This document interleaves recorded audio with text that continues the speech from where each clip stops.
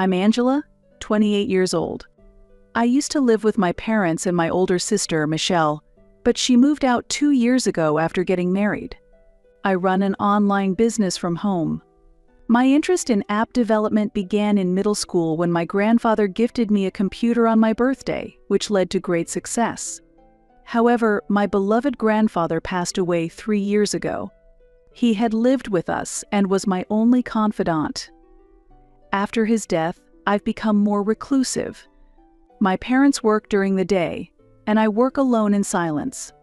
They don't understand my work, seeing me only as a shut-in playing games. Michelle has always looked down on me too. My motivation in computers was largely due to being neglected by my family. My parents always favored Michelle, paying little attention to me. I grew up enduring this, while my grandparents were the only ones who showed me love and spent most of their time with me. On my 14th birthday, my grandparents gifted me a computer, leading to my current career. I've never received a birthday gift from my parents. Now, with both of my grandparents gone, my room is the only place for me in this house. Still, I don't truly hate my parents, who gave birth to me and raised me, so I try to help around the house as much as possible. On a Sunday morning, "Angela, is breakfast ready?" My mother suddenly asks after opening my room's door past 9 a.m. Yes, it's on the table ready to be eaten. Since my grandfather's death, I've taken over the household chores. My parents think it's natural for me since I'm always playing games. I prepare all meals and handle cleaning, laundry, and shopping. Oh, did you see your dad? He had breakfast early and left. Dad's gone out again, huh? Recently, Dad has been leaving the house early in the morning on weekends. While it's not that he and Mom don't get along, he generally can't say no to her. He probably heads out early to avoid the busy schedule Mom tends to plan for him on his days off. However, since I hardly remember having a conversation with Dad since my middle school days, this is all just speculation. Michelle and her family will visit around noon today. Michelle is coming. Don't be so surprised she's your sister, after all. It's been a while since you've seen each other, hasn't it? It's definitely been a while. I think this is the first time she's come home since she got married, isn't it? Although my sister got married 2 years ago and has gone out to eat with Dad and Mom, she hasn't visited our home until now. When she was pregnant, she didn't come home, and our parents went to see her. Is there something important going on? I guess she wouldn't come without a good reason. Yeah, she mentioned she has something to talk about. She is coming home after such a long time, so make sure to prepare a nice lunch. Right? I got it. Despite my eagerness to meet my nephew, I feel uneasy due to Michelle's past coldness towards me. Realizing I hadn't received this month's grocery money yet, I asked, "Mom, can I get this month's food money? I'm about to go shopping. Didn't you get it from your father? He told me to get it from you. I don't have any money on me. Last month, I only received $50. I need the full amount this month. No, here's $30. She slams the money on the table. If you worked properly, this wouldn't happen. How long will you play around? I've told you I am working. I don't want to hear excuses. You're just playing games for pocket money. Don't talk about working when you can't live on your own. That's not true. Enough. I've given you some money. Get the rest from your father." With that, she stormed out as she slammed the door. After letting out a deep sigh, I returned to my work. Once I reached a good stopping point, I headed out to do some shopping.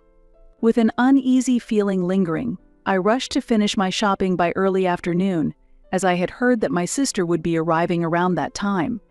After I returned home, I started cooking immediately while my mother watched the TV to relax. My father returned just before noon, and soon, the doorbell rang on schedule. "Glad you could come, Michelle. Come in quickly." My mother's cheerful voice is audible. I'm back. It feels nostalgic returning to this house after so long. "Welcome back, Michelle. It's been a while." "Oh, Angela, you're still here." Seeing Michelle for the first time in a long time, She was dressed in designer brands from head to toe, with heavier makeup. Her triumphant smile directed at me hadn't changed at all. "I'm so tired," Michelle exclaimed as she flopped down onto the sofa. As I looked for my nephew, I saw my mother holding him. His surprised and wide-eyed expression as he looked around was adorable. "What are you looking at? Hurry up and get lunch ready," my mother said coldly, noticing me looking at my nephew. "Mom, are you still making Angela do all the housework?" Michelle asked in a mockingly curious tone. "Of course. She just holes up in her room playing games all day, so she might as well be useful." "That's true. She costs money just by being here." My mother and Michelle continued their conversation cheerfully. I tried to engage Michelle in normal conversation by asking about her married life. "How's married life, Michelle?" "It must be tough with childcare and housework." I carefully chose my words to speak to Michelle. "I don't do any housework. I absolutely hate the idea of bustling about with household chores to do every day like you do." "What do you mean?" "We have a housekeeper. So I don't have to do anything." I remembered that Michelle's husband is a doctor. When their marriage was decided, my mother and Michelle were overjoyed about her marrying into money. Wow, having a housekeeper must be nice. "Is your husband busy with work?" "Yes, he is. He's hardly at home even on his days off because of emergency calls." Considering my relationship with Michelle, this was a decent conversation. However, Michelle seemed unsatisfied and stopped me as I went to finish preparing the meal. "You have such an easy life. Do you realize how much our parents struggle?" "What? You're still lying about working, aren't you? At your age, you should realize that because you're not independent, Mom has to work." "Well, I've told you and Mom many times, but I do work from home and earn enough. You don't need to worry. If that's true, then move out and live on your own. You say you're earning, but it's probably just pocket money, right? You say that because you've never really struggled." Like our mother, Michelle didn't believe I was actually working and thought I was just living off my parents without the means to be independent. "I stay in this house because it belonged to Grandpa and Grandma. It's filled with precious memories for me. I can't believe you're squatting here for that reason. If it were me, I wouldn't want to stay in such an old house. The house is old but has been renovated for accessibility for my grandfather, and the kitchen and bathroom have been remodeled. The appliances have also been gradually replaced with newer ones, so I don't feel inconvenienced." Although our grandparents loved Michelle just as much, she probably felt bothered by their remarks and attitudes, hence she has no attachment to this house. "I think the best thing for someone like me was to marry into wealth, but that's impossible for you." My mother snickered at Michelle's words. "You can't get married, you can't show your parents our grandchild's face, and you don't even try to live on your own. You're really useless." "I don't think marriage is everything. I live on the money I earn myself, and I'm fine with that." "Stop saying that, and quit lying already. Dad, Mom, and I are all tired of your lies." Just then, my nephew started crying, and my mother glared at me.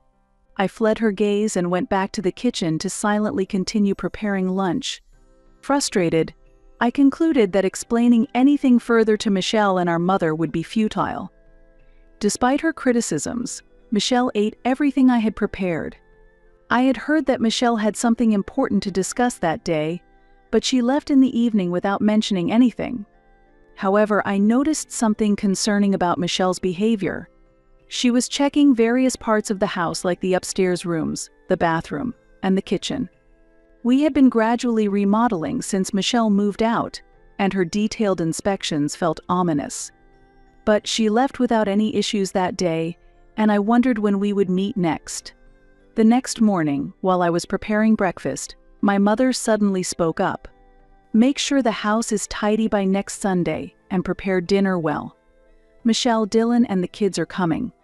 "Next week?" "They just came yesterday." "What are they coming for? And why is her husband coming too?" I bombarded my mother with questions in surprise. It's nothing to be so surprised about. Their family. Michelle said they have something important to discuss. There's something for you too, so keep your schedule free. I'm just happy I'll see the kids again. What could it possibly be about? I was filled with anxiety. Michelle hadn't shown her face since getting married, and now suddenly she decided to come again next week after visiting recently, this time with her husband. It all felt very strange. I pondered Michelle's intentions but couldn't come up with anything. However, unbeknownst to me, Michelle and our mother were having discussions. Can you believe the house is in Angela's name? What was Dad thinking? Don't worry, Mom. If we tell Angela everyone's burdened by her, she'll leave. The right to live in this house belongs to us. I was so caught up in work that before I knew it, it was already Sunday. The first time I met Michelle's husband, Dylan, was when he came to our house to formally introduce himself for their wedding. He had decided to become a doctor influenced by his father, and although he was handsome, I remember feeling a chill in his demeanor. My mother, thrilled to hear he was the son of a doctor, welcomed him with great joy. However, since then until today, Dylan has not visited our home, and neither my parents nor I have seen him since the wedding. In such a situation, I welcomed Michelle, my nephew, and Dylan after setting the dinner on the table. When I took another look at Dylan, he seemed to have lost a little weight compared to 2 years ago. As I returned to the kitchen, Michelle followed. Did you pick up these side dishes from some supermarket? I wonder if they will suit our tastes since we always eat high-quality food.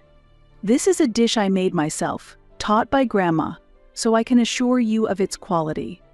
Unable to respond, Michelle looked displeased for a moment, but then quickly put on a caring wife's face and began serving the dishes. During dinner, Michelle mostly bragged about how her child was superior to others. Throughout dinner, Dylan barely spoke, seeming distant even as he listened to Michelle's stories. Seeing our adorable child. Don't you wish you had another grandchild? Michelle shot a malicious glance at me, seemingly ready to use me as a target again. Indeed, we could have had another grandchild by now, but that's impossible since Angela's not even married. Before even thinking of children, finding a marriage partner is essential, isn't it? And with you always in your room playing games, how could you possibly meet anyone? And to top it off, you're unemployed and still living at home. After enduring such harsh insults, I had finished my meal and was about to leave the table when my mother spoke to me in a voice filled with anger. Planning to leave the table by yourself? We're not done here. There's an important discussion coming up, so sit down and listen. Let's get to the point. Angela, can you please leave this house? My sister's abrupt request left me speechless. Just try living on your own for once. Both Dad and Mom are at their limit living with you. If things continue this way, you won't change. It almost sounded like she was saying it was for my own good that I should move out and live on my own, as if she was reluctantly advising me. You really should realize how much of a disappointment you are. Learning to earn enough to live on your own and understanding the harshness of society would do you some good. Wait, Mom. How many times do I have to say I'm working and earning my own money? When will you understand? My hands trembled with anger as I spoke, frustrated that they never listened. Just because you make a little money from your hobbies doesn't mean you're earning a living. No, I earn enough every month to pay for my own expenses. Plus, I paid for all the renovations in this house. I funded the renovations after our grandfather's death with the money I had saved from my job. My parents were aware of this because they hadn't made any of the payments. You think you're something, don't you? That money was Grandpa's, wasn't it? What? Did you think I didn't know?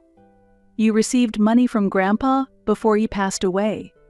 Grandfather had indeed given me a bank book shortly before he died, which was the result of my grandparents saving up, worried about my future due to the neglect from my parents. They must have thought it would come in handy someday. What do you mean? How do you know about that?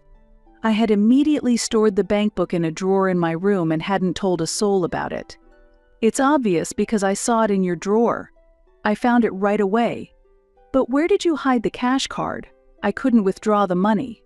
How could you do something like that?" "That's despicable." I was stunned and deeply shocked.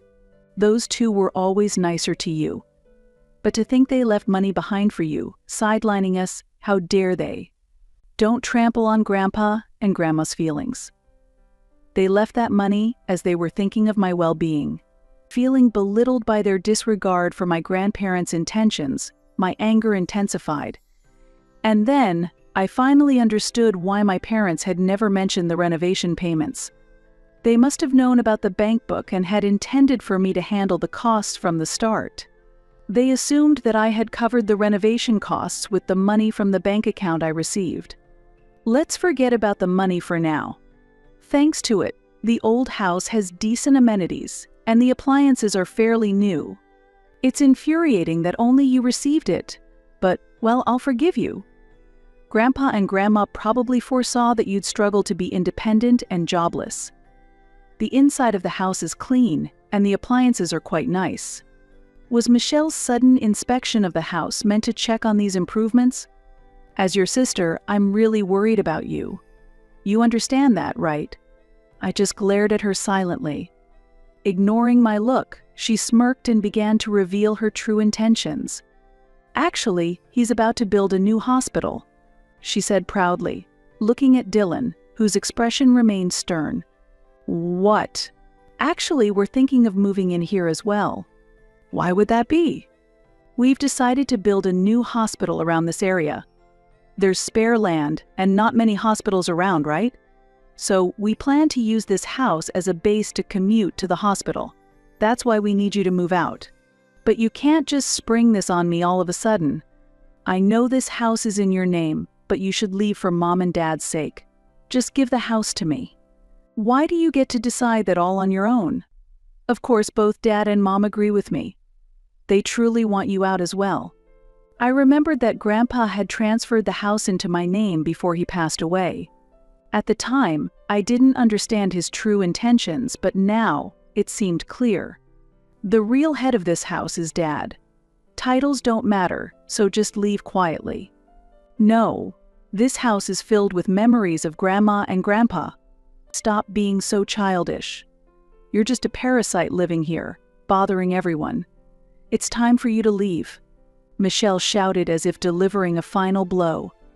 "Angela, don't you think you're a bad influence on your nephew?" I turned my eyes towards my mother as she said this. "You think your nephew is cute, right? Do you really want him to see you living like a parasite, dependent on your parents? For his education, you should leave." During this, my father kept his gaze down, fiddling with his phone. Dylan remained silent, but his attentive listening suggested he agreed. At that moment, I thought to myself, let them think what they will. Nothing I said would matter to them, and I wanted to escape from this toxic environment as soon as possible. "Fine, do whatever you like," I said, and stormed up to my room. I was furious about everything but decided to think calmly about what to do next. That night, I made a decision. The next morning, I went downstairs to find Michelle's family gone. My parents seemed to be asleep, and the leftover mess from the previous night remained untouched. I took my laptop and headed to a nearby cafe. Soon, my phone was bombarded with calls and emails from my mother, demanding to know where I was and to come back and make their breakfast, but I ignored them all and proceeded with my plan. Using my laptop, I first searched for moving companies and contacted one as soon as their office opened. Thankfully, since it was off-peak season, they could come on the same day.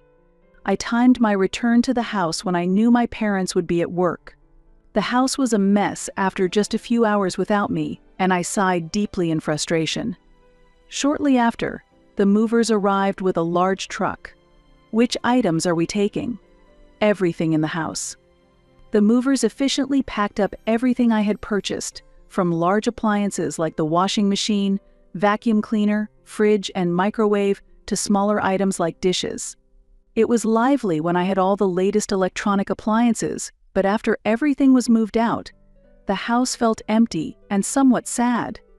Legally, this was still my house, but I no longer wanted to be there. However, I vowed not to waste my grandparents' intentions. As I left the house filled with my grandparents' memories, I felt oddly liberated. That evening, my phone rang. It was my mother.